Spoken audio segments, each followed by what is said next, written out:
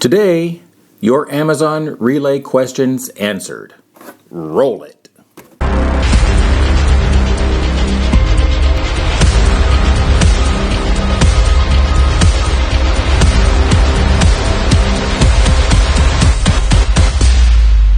Hello, and welcome to Trucking Topics Today, your channel for information in today's trucking environment. My name is Tony, and I am your host here on the channel. If you are new to the channel and love everything trucking, you are in the right place right now. Please consider supporting our channel by subscribing, and while you're at it, tap the notification bell now so that you can be notified of future video drops. We also have a podcast, Trucking Topics Today, that you can find on Spotify or your favorite podcast platform. Check us out there. Today, I'm going to answer a few questions that I get just about every day regarding the Amazon Relay program.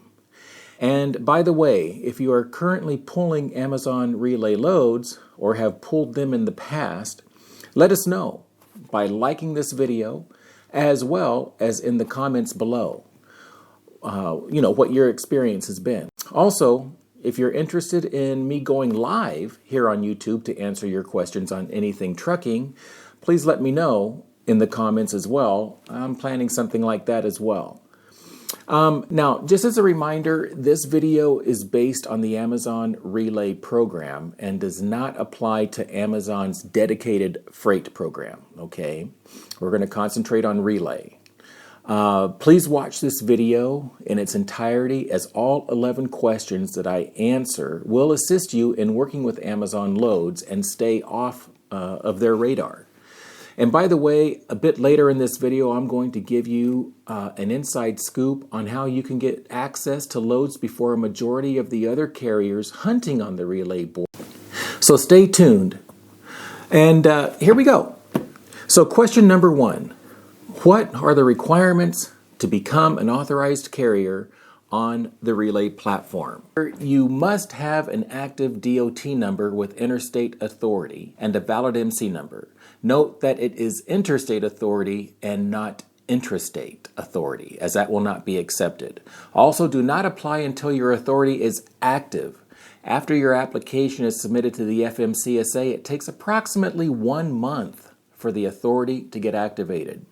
If Amazon pulls your DOT profile during this 1 month period, they will see you are not active and will immediately disqualify you. It is a pain in the backside to get them to reevaluate your application once your authority does become active.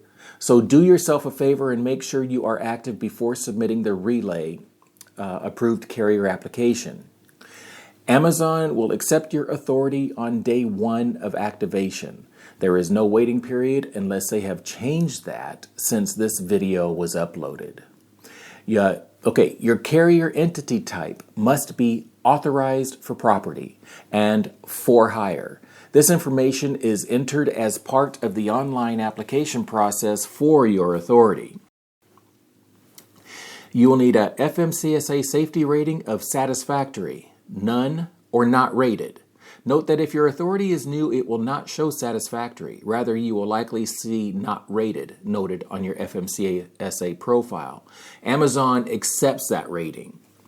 Your insurance requirements are as follows. You must have commercial general liability, not less than $1 million per occurrence and $2 million in the aggregate. You must have auto liability, not less than $1 million per occurrence, including a trailer replacement coverage of not less than $50,000. You need cargo coverage that must be at least $100,000. Workers' compensation must be insured in all jurisdictions where your company operates. Note that not all jurisdictions require this coverage, as long as number 1, you are the owner of the company, and number 2, you are the only driver. Now, I'm based out of Utah and California, so I did not need this coverage, as both of those states do not require it if both of these items are met. Once you get a driver, you will need to obtain this coverage. You need employer liability, not less than $100,000 per occurrence. If you have any questions on these insurance requirements, please ask in the comments below. Now, if I can't answer them, perhaps another one of our viewers can. All right, let's move on to question number 2. When can you start moving loads on the relay board? All right, once your application is received by Amazon, they claim that your application will be approved or rejected within 2 to 4 business days. Now, that did happen in my case, but that has been a few years ago. I understand that these days it does take a bit more time. They do not call you. They do use email for all correspondence at this stage. Also, 99% of delays are either due to the authority not yet being active or insufficient insurance coverage. Once approved, you will be immediately able to book loads from the relay board. You may need to attend an online orientation that lasts about 45 minutes to an hour, which will explain how to use the relay board and how to book loads. You will also have access to the Amazon Relay Portal FAQs and operating guides that provides more useful information on how to operate successfully within the Amazon network. All right, question number 3. What can you do with Amazon Relay? All right, well, through their suite of technology products, you can find and book and execute Amazon loads, which includes the capability to accept loads, assign drivers, access Amazon's Relay load board, track the performance of your loads, and view and download payment details. You will also be able to contact support through the app, and they are very good about getting back to you. A word of caution though, just because they get back to you doesn't mean they will always answer your question to satisfaction. When this happens, just open another support case within the app.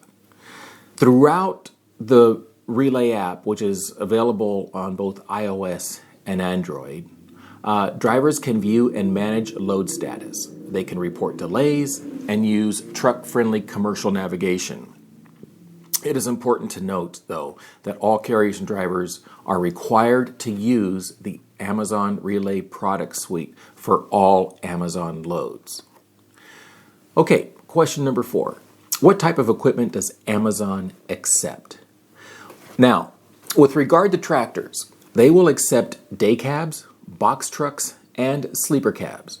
As long as the truck passes a DOT safety inspection, they will sign it on. For trailers, they will accept 28 and 53-foot dry vans and reefers. This is interesting because some facilities do not allow reefer trailers due to the decreased inside dimensions. You will need to talk to your point of contact to get more clarification on this issue. By the way, you can come aboard with as little as 1 tractor and no trailer. You will then be pulling just Amazon trailers, of course, power only, right? And you won't have the ability to pull live load and unload loads. That makes sense. Question 5, when will you get paid? All right. Amazon's payment cycle runs weekly from Sunday 12 a.m. through Saturday 11:59 p.m. Everything completed before 11:59 p.m. Saturday will be paid out the following Friday. So to clarify, if you complete a trip at 12:01 a.m. on a Sunday, you will not be paid for that trip until 12 days later, which is the second Friday after the load finished. But finish a load in the app by 12:59 p.m. Saturday, and you'll be paid the following Friday. I hope that makes sense. Question number 6, how do you invoice? This is so great with Amazon. As owner-operators, we're used to sending in an invoice, our bill of lading, and a rate con in order for us to get paid for that load. This is not necessary for Amazon loads. Nothing to upload. Once you complete the load on the app, it is automatically recorded to be paid out. They don't need any confirmation since they have the geofence data in the system throughout your trip and in your app. This is not the case, however, if you use your own trailer and do a live load and unload. In this case, you are most times loading at an Amazon customer location and taking it to an Amazon fulfillment facility. In this situation, you will be prompted through the app to upload the BOL when you get loaded, and to also upload the signed BOL when unloaded. Everything is done through the app and is very easy. It's very quick. Question number 7. What do you do if you have a payment issue? And you will have a few of them with Amazon. It's inevitable that a payment issue will come along. I have had just a few, this is part of the industry, man. All you need to do is simply open a case through the app, and they usually are able to correct the problem quickly. Sometimes you may even receive more for reasons I have yet to determine. By the way, when you accept the load on the app, that is your Raycon, that is what Amazon will go by when you submit your claim. Amazon says that you submit your payment disputes directly through the Amazon Relay portal within 30 days of reviewing your weekly invoice. So don't procrastinate because you'll miss out. Question number 8. What service level does Amazon expect? So, look, Amazon being, well, Amazon, they expect that carriers will ensure the highest level of safety and performance. This will include compliance with safety DOT and insurance requirements. It will include on-time delivery. It will include constant acceptance of loads, which means that if you have a high percentage of accepting a load and then canceling that load, they will not be happy, and it will go against your measures. All loads must be executed using the Amazon Relay app, meaning you enter the arrival and departure times for pickup and delivery into the app. A lot of that is done with the geofence as well. Once you have been onboarded, you go to the Amazon Relay Carrier Terms of Service to review a more in-depth explanation of what is required of you as a carrier, as well as a driver. Question number 9. How does Amazon track your performance? Amazon provides a transparent performance scorecard in the Amazon Relay portal. You can actually review your performance for all loads. The goal is to see where you might be falling a bit short of their expectations. Now, are you ready for the inside scoop I talked about earlier on snagging loads? I can say that one benefit to having all your metrics where Amazon wants them, basically, that you are on that basically you are on time and using the app. And you're able to get access to loads early before they are posted on the relay board. These loads are clearly marked on your relay app, and they are not yet available on the relay board, and that you have first crack at snagging that load. That's huge. And I have used that feature many times. Okay, question number 10. Am I responsible for damage to freight that has been preloaded and sealed by Amazon? Now, the short answer is no. There is no way to verify the condition, loading, or securing of the freight before you leave Amazon's facility. I will say that on a lot of loads I picked up that were sealed and in turn broke the seal at the delivery, the freight was loosely secured and boxes had fallen over. I was never questioned about any of these instances. So with the short answer being no, if Amazon does find out somehow that the load was mishandled by the driver, they can place a claim against the carrier. But I personally have never heard of that situation happening. Our last question, question number 11. What if I find damage to a trailer? Will I be held responsible? Although Amazon's trailer fleet is fairly new, do not take that for granted and do a pre-trip inspection. I cannot stress that enough. There were 3 times in my own experience that during a pre-trip I have found damage, a flat tire, and inoperable brake lights, all on new trailers.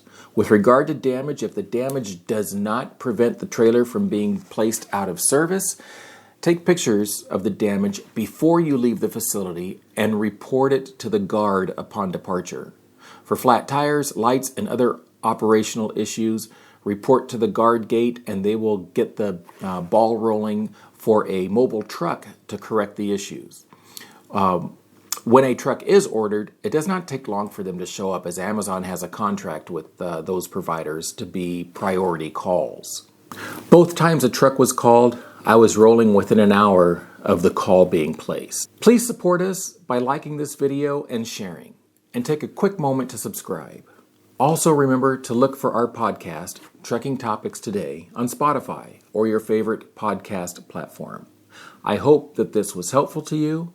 If you need clarification on anything I talked about or have another question, please comment below.